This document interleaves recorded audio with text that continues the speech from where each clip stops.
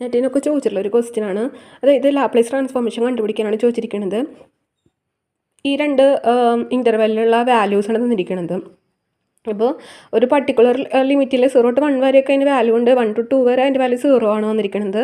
അപ്പോൾ Laplace transformation കണ്ടുപിടിക്കുമ്പോൾ 0 to ∞ x s f of x d x എന്നാണ്. അതായത് ഫസ്റ്റ് നമ്മൾ എന്നിന് 0 ഇട്ട് കൊടുത്തു. എന്നിന് 0 ഇവിടെ ഇട്ട് കൊടുക്കുമ്പോൾ എന്തായിരിക്കും, 0 to 1 വരെ 1 ആണ് വാല്യൂ നമുക്ക് കണ്ടുപിടിച്ച്. 0 to 1 വരെ ഫംഗ്ഷൻ്റെ വാല്യൂ 1 ആണ്. അടുത്തത് 1 ഇട്ട് കൊടുത്തു. അതായത് 2 തൊട്ടിട്ട് 3 വരെ എത്രയാണ് വാല്യൂ വരുന്നത്, 1 ആണ്. അതുപോലെ ഇവിടെ ഈ എന്നിൻ്റെ 2 ഇവിടെ ഇട്ട് കൊടുക്കുമ്പോൾ എന്തായിരിക്കും, 2 × 2 4 to 5 വരെ ഇങ്ങനെയാണ് വാല്യൂ വരുന്നത്.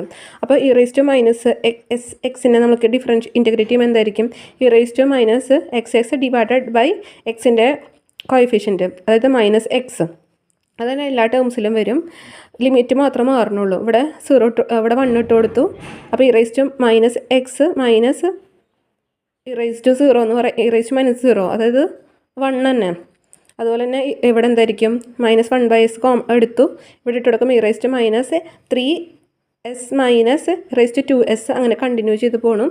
അപ്പോൾ ഇവിടെ എന്തായിരിക്കും, -1 എടുത്തു നമ്മൾ, -1/s കോമൺ ആയിട്ട് പുറത്തെടുത്തിട്ട് -1 plus -x -2s plus -3x അങ്ങനെ എഴുതി പോവാണ്. അപ്പോൾ എസ് ഇൻഫിനിറ്റി വരെ തുടരുന്നുണ്ട്. അപ്പോൾ ഇതിൻ്റെ ഫസ്റ്റ് ടൈം എത്രയാണ്, a ആണ്. അതുപോലെ നമ്മൾ റേഷ്യോ നമുക്ക് എന്താ ഫോർമുല വരാം, s∞ a/1 - r ആണ് വരുന്നത്.